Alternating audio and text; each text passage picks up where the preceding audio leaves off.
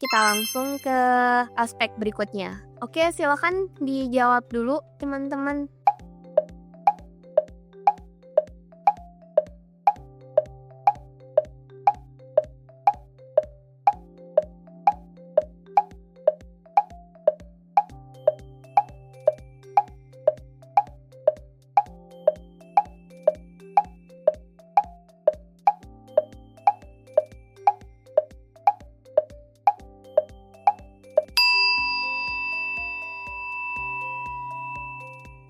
Nah, sekarang kita lihat beberapa orang di kompleks saya tinggal sangat menyukai pepohonan. Mereka menanam pohon di depan rumah mereka. Hal ini membuat lingkungan sekitarnya menjadi rindang dan nyaman. Suatu hari, Anda mendapati bahwa dahan pohon tetangga Anda tersebut masuk ke dalam pekarangan Anda yang mengakibatkan daunnya berguguran dan menjadi sampah. Sikap yang saya lakukan adalah Alfa mendatangi tetangga dan memarahinya. Ya, kalau memarahinya udah pasti konotasinya negatif ya. Ini Alfa langsung kita eliminasi. Kemudian yang Bravo meminta tetangga Anda untuk memotong pohon tersebut karena telah berkali-kali mengotori rumah Anda. Ya, ini bisa jadi betul, tapi karena telah berkali-kali mengotori rumah Anda, sikapnya ya kayak kita marah-marah gitu ya. Jadi yang Bravo ini kita eliminasi. Yang C meminta tetangga Anda untuk memangkas dahan-dahan pohon yang berada di halaman rumah Anda. Nah, ini bisa jadi. Jadi kita memintanya untuk memangkas dahan pohon yang berada di halaman rumah kita gitu loh. Yang D memotong dahan pohon yang berada di halaman Anda sendiri. Nah, ini bisa jadi benar, tapi kalau kita analisis lagi, memotong dahan pohon yang berada di halaman rumah Anda sendiri, di sini tidak ada yang mengatakan bahwa kita sudah meminta persetujuan dari tetangga kita. Nah, sementara kan pohonnya adalah pohon tetangga kita. Jadi ya kayak kita langsung mengambil sikap tanpa permisi gitu ya. Kalau yang dia berarti jadinya kurang tepat. Yang E membiarkan dahan tersebut tetap berada di rumah Anda karena menjaga perasaan ya. Tapi kan ternyata kita dirugikan juga gitu loh. Jadi yang E jadinya kurang tepat juga. Jadi yang paling tepat adalah Charlie. Kayak gitu. Selanjutnya silakan teman-teman dijawab dulu.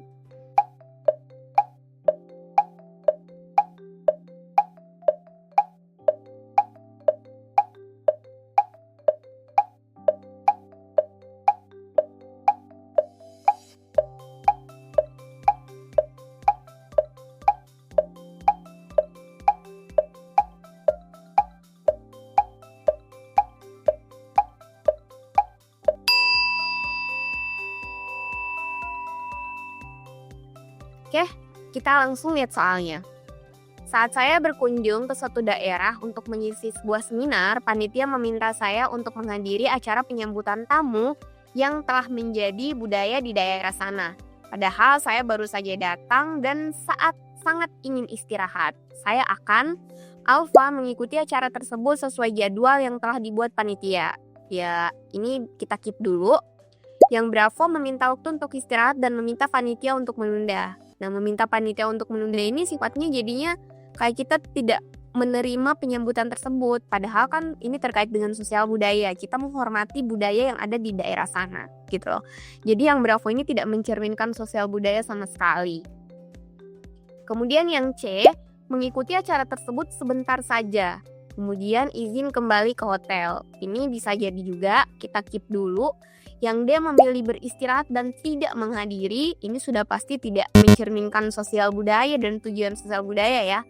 Yang E meminta seseorang untuk menggantikan saya menghadiri acara, ini juga jadinya kurang tepat. Jadi yang memang memungkinkan adalah Alfa dengan Charlie.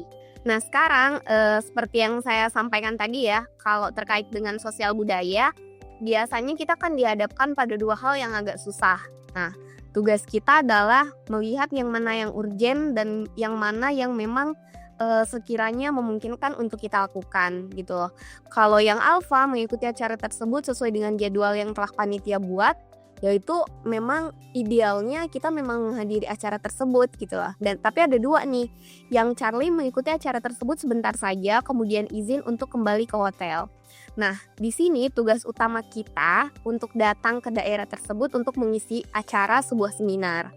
Panitia telah meminta saya untuk menghadiri acara penyambutan tamu yang telah menjadi budaya di daerah sana. Padahal saya baru saja datang dan sangat ingin istirahat. Nah, kita lihat ya bahwa setelah kita ukur prioritas, kita di sini adalah seorang pengisi seminar. Jadi tugas utama kita yang urgent itu adalah mengisi seminar gitu loh. Kalau yang alfa, ya kalau misalnya memang cepat selesai ya masih memungkinkan gitu loh. Tapi kalau yang Charlie ini, kita tetap mengikuti acara tersebut, kemudian izin untuk kembali ke hotel. Ya karena yang harus kita persiapkan itu adalah besoknya kita harus tetap mengisi sebuah seminar gitu lah. Ya berarti yang C ini lebih win-win solution karena kita tetap mengikuti acara tersebut, kemudian kembali ke hotel untuk menyiapkan diri gitu ya.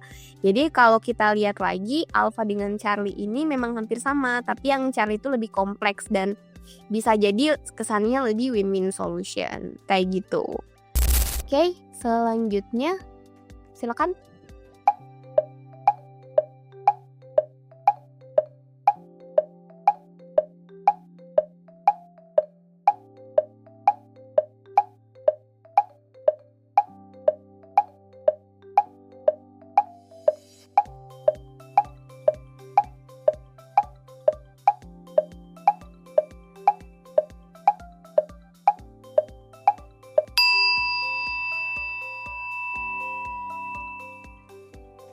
Ya, kalau jawabannya kayaknya udah jelas ya, nggak ada jawaban yang lain ya selain alfa.